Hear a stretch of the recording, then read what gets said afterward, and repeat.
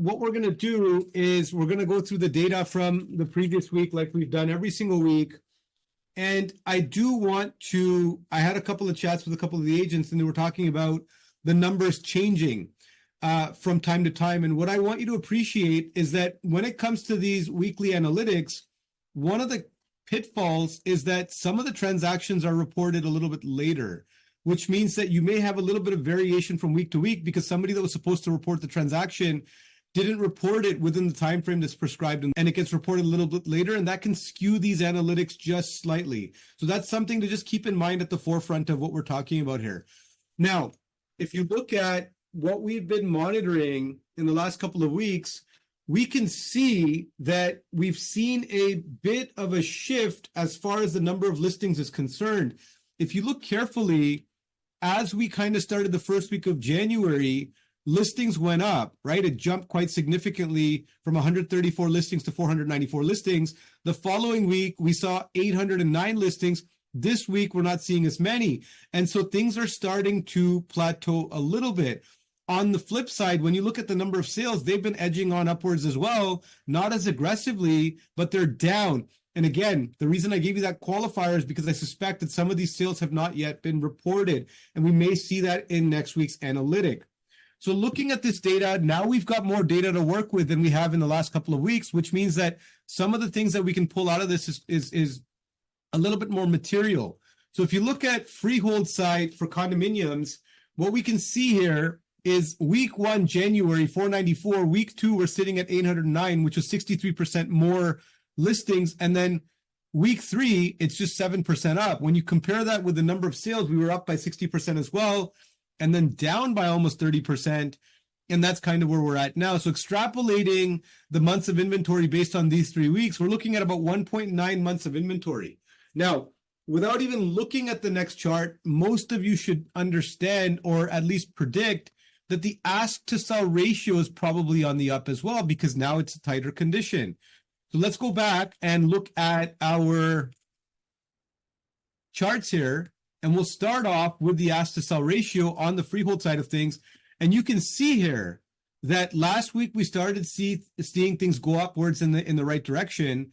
And now you can actually see this happening and panning out here. So we're almost back to that 1 mark, which tells us that properties are selling either very close to asking, and in some situations even over asking. So when I talk to you guys and I tell you that we're seeing multiple offers again in certain areas for certain property types, this is proof that that's actually happening. So that's ask to sell ratio. In terms of the average days on market, we're down. Look at this. We went from 40 days, we plateaued, and now we're sitting at 31 days on average. Again, if you've been following the dialogue, you know that this is not the same as months of inventory. 0 to 4 months of inventory is a seller's market. 5 to 6 months of inventory is a balanced market. 6+ months of inventory is a buyer's market. So based on our calculation, we know that we're very much in a strong seller's market for GTA freehold, not including condos or Halton. So that is interesting to see. And now we can actually see that translating on the average days on market. It's come down quite a bit. In terms of the average sale price, so this is an interesting one because this price is fluctuating weekly depending on the number of transactions we're seeing. So if you look at it, it was on a declining trend. Now it's up, but it's down just marginally again. So we're still sitting around the same average 1, 2, 1, 3. And I suspect that now that, days are getting a little bit longer, I think yesterday the sun was out till almost 6 o'clock, it's going to get better and conditions will continue to improve.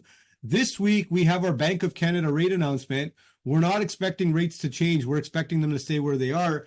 And based on the CPI and the inflation numbers that we published last week and the week before, we were sitting at about 3.4% as of December.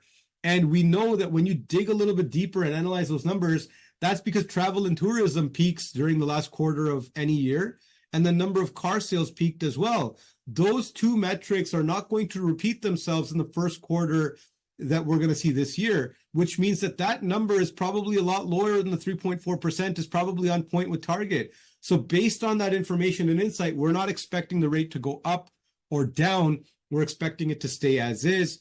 And that's probably what we're going to see, but we'll see what happens midweek this week. Now, in terms of flipping the conversation and looking at condo market isn't very different. Number of listings are actually down Number of sales are also down.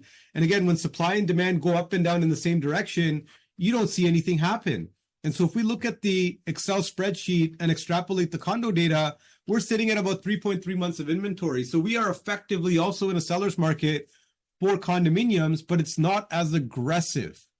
Now, looking at this and going back to the data points on a weekly basis, on the condo side of things, the ask to sell ratio is also trending upwards. It's not as much on the detached side, but it is trending upwards, and we're starting to see transactions happen.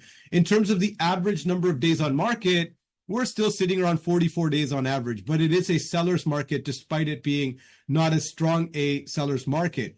In terms of the average sale price, we're seeing the same sort of limbo here where it's up and down, but trending around the same price points. And I think, again, after this week's announcement where people see that nothing happens, I think consumer confidence is going to be further bolstered, and we're probably going to see an impending rush to the market.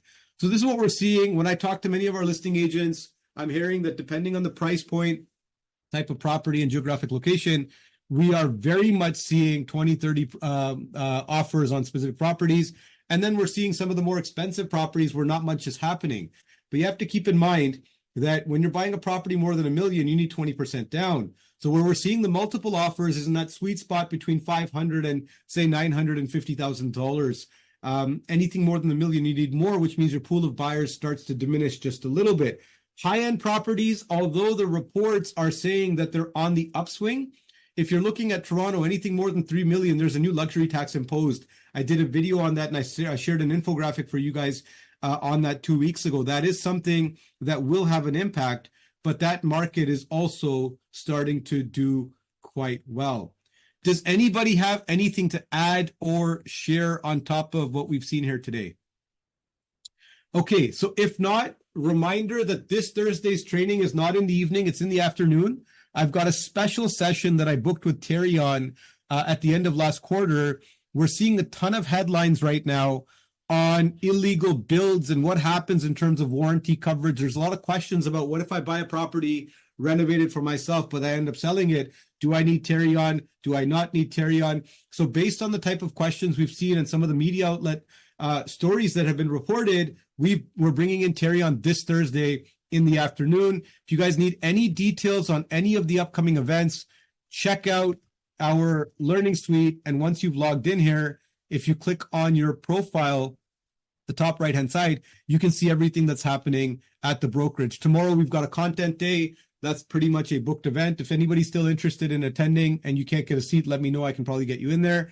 And then we've got our annual Outlook of event happening February 10th, 6 p.m.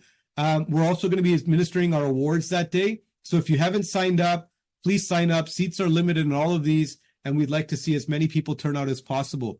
I'll see you guys on Thursday. Take care, everybody. Bye for now.